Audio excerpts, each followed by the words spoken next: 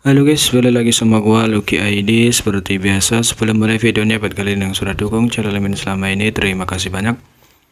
Buat kalian juga yang sudah donasi, terima kasih banyak. Semoga dilancarkan rezekinya, amin. Dan buat kalian yang belum subscribe, silahkan di subscribe karena subscribe itu gratis, tidak bayar.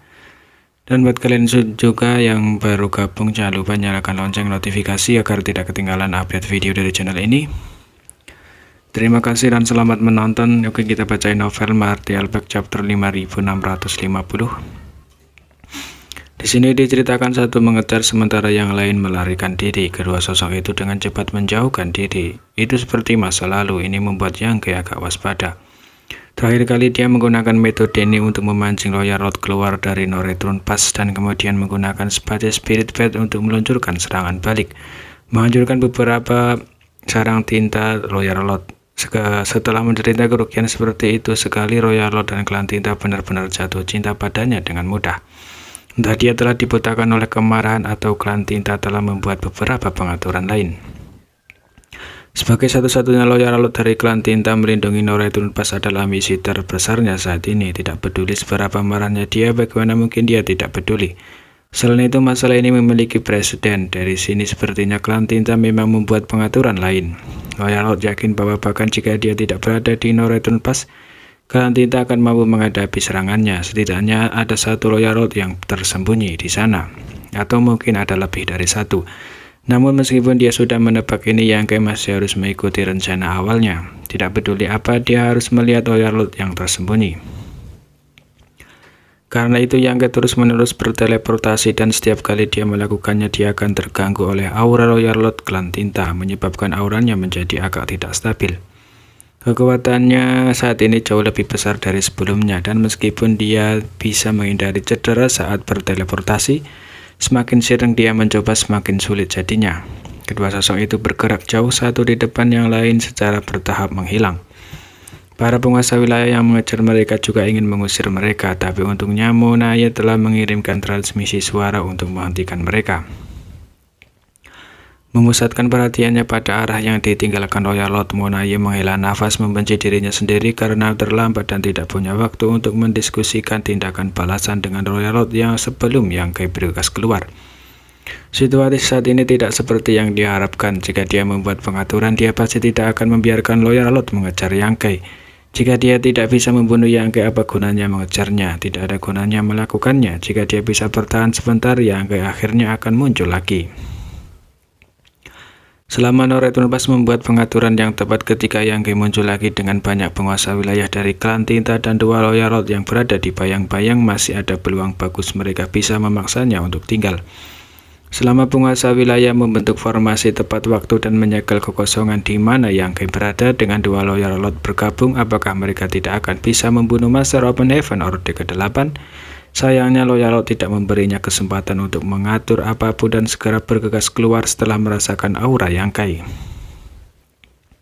Sekarang setelah mereka memperingatkan musuh, sulit bagi mereka untuk melakukan apapun. Meski begitu, dia hanya bisa melakukan yang terbaik untuk mematuhi kehendak surga.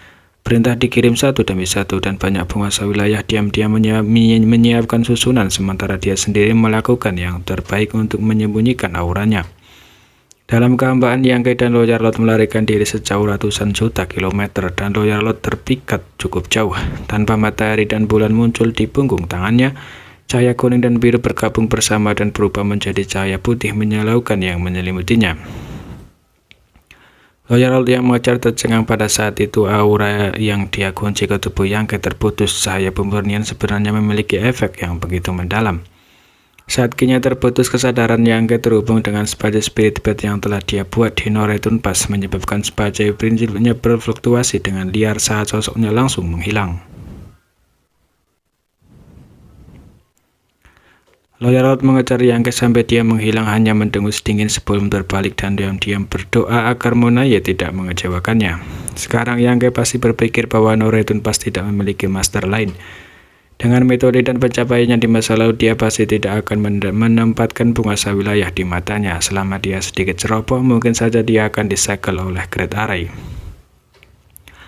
Pada saat itu Monaya akan keluar dan menjeratnya, dan ketika dia kembali ke Norethron Pass, dia dapat dengan mudah menangkapnya. Dengan pemikiran ini dalam pikirannya, dia juga terbang ke arah Norethron Pass. Pada saat yang sama dalam awan tinta hitam 300.000 km jauhnya dari Noretunpas Yangke tiba-tiba muncul. Tidak ada waktu untuk ragu-ragu meskipun dia tahu bahwa ini adalah kolam naga dan sarang harimau. Dia masih menyerbu ke depan tanpa ragu-ragu. Dia melepaskan auranya tanpa menahan apapun, menyebabkan banyak penguasa teritori yang tersembunyi berjaga-jaga di Noretunpas. Sepanjang jalan Yangke mendorong Tao of timnya hingga batasnya mencoba mencari tahu sumber kemungkinan krisis di masa depan. Baginya bahkan jika ada Loyalot yang tersembunyi di Noretunpas tidak akan terlalu berbahaya jika dia bisa mengalahkan mereka. Tidak bisakah dia melarikan diri? Bahaya terbesar tidak diragukan lagi adalah arai 4 gerbang dan 8 istana yang bisa menyegel dunia. Begitu dia disegel oleh susunan besar ini, Loyalot Kantinta akan menjadi ancaman fatal baginya. Oleh karena itu tidak peduli apa, dia harus mencari tahu di mana arai besar akan muncul. Arai besar ini hanya bisa digunakan oleh penguasa wilayah.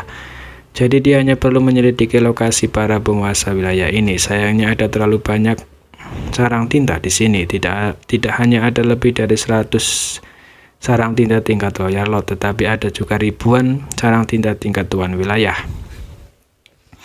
Setiap aura sarang tinta sangat kuat, jadi selama penguasa wilayah bersembunyi di dalam sarang, dia tidak akan bisa memata-matai mereka.